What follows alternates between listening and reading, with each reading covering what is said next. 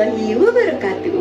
Halo semuanya, perkenalkan nama saya Diah Rahmadipayana dan kalian bisa panggil saya Rifa. Teman-teman, tahu nggak sih, sekarang kita sudah memasuki bulan November, bulan yang identik dengan musim mangga yang segar dan manis.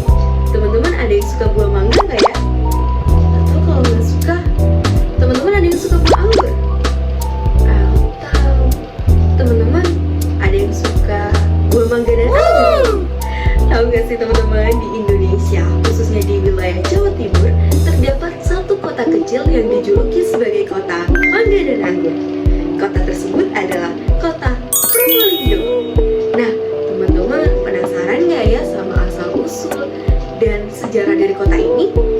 Kalau teman-teman penasaran, simak dan tonton video ini hingga akhir ya. Pada masa pemerintahan Prabu Raja Sanegara atau yang lebih dikenal dengan Sri Nata Yamuruk, Raja keempat Kerajaan Majapahit yang berkuasa antara tahun 1350 hingga 1389. Daerah yang kini kita kenal sebagai Probolinggo dulunya disebut dengan nama Banger. Nama ini diambil dari Sungai Banger, sungai yang mengalir di tengah wilayah tersebut. Banger pada waktu itu hanyalah sebuah pedukuhan kecil di bawah kekuasaan Aku di Sukodono. Nama Banger sendiri tercatat dalam kitab Negara Kertagama, karya pucangnya terkenal Majapahit, Mpu Prapanca. Seiring dengan berkembangnya kekuasaan Majapahit, wilayah Banger pun ikut mengalami perubahan. Dari yang semula hanya pedukuhan kecil di muara sungai, Banger berkembang menjadi pakuan yang dipimpin oleh seorang Aku. Namun, pada masa pemerintahan Prewirabumi, Raja Blambangan, Banger menjadi wilayah perebutan kekuasaan antara Blambangan dan Majapahit.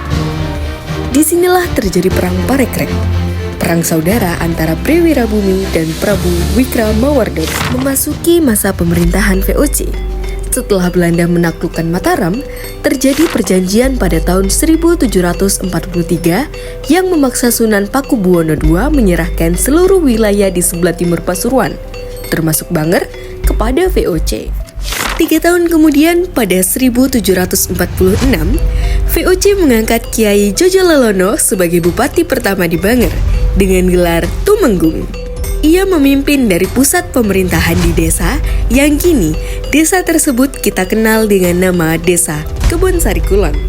Namun, politik adu domba khas VOC membuat keadaan menjadi lebih rumit. Kiai Jojololono dipengaruhi untuk menangkap dan membunuh Penembahan Semeru, keturunan Untung Suropati. Setelah menyadari bahwa dirinya telah dimanfaatkan, Kiai Jojololono menyesali perbuatannya dan ia memilih untuk meninggalkan jabatannya pada tahun 1768. Sebagai pengganti, VOC mengangkat Raden Tumenggung Jojonegoro sebagai bupati kedua di Banger. Di bawah kepemimpinannya, Banger berkembang menjadi wilayah yang makmur dan ramai. Karena kebijaksanaannya, masyarakat menjulukinya dengan nama Kanjeng Jimat. Pada tahun yang sama, yakni pada tahun 1770, beliau mengganti nama Banger menjadi Probolinggo. Kata Probo berarti sinar dan Linggo berarti tugu atau tongkat. Probolinggo bermakna sinar yang berbentuk tugu, di mana lambang ini merupakan harapan dan cahaya bagi wilayah ini. Pada akhir cerita, setelah wafat Kanjeng Jimat dimakamkan di belakang masjid buatannya, Masjid Jami. Dari perjalanan panjang itulah kota Probolinggo lahir. Dari sebuah pedukuhan kecil bernama Banger menjadi kota penuh sejarah, cahaya, dan kehidupan. Nah, itu tadi asal-usul dari kota Probolinggo. Hingga sekarang kota kecil ini masih terus tumbuh dan berkembang seiring dengan berjalannya waktu. Di dalam kota kecil ini juga terdapat banyak sekali wisata yang sering dijadikan sebagai tujuan objek wisata. Contohnya ada Gunung Bromo, Pantai Bentar, Hutan Mangrove BJBR, Pelabuhan Tanjung Tembaga, Air Terjun Madakaripura, Gili Ketapang, Candi Jabung, dan masih banyak lagi. Nah, dari penjelasan tadi, kira-kira ada nggak sih teman-teman yang berminat untuk berkunjung di kota kecil ini? Kalau teman-teman berminat, aku tunggu kalian di Kota Mangga dan Anggur ya. See you. Wassalamualaikum warahmatullahi wabarakatuh.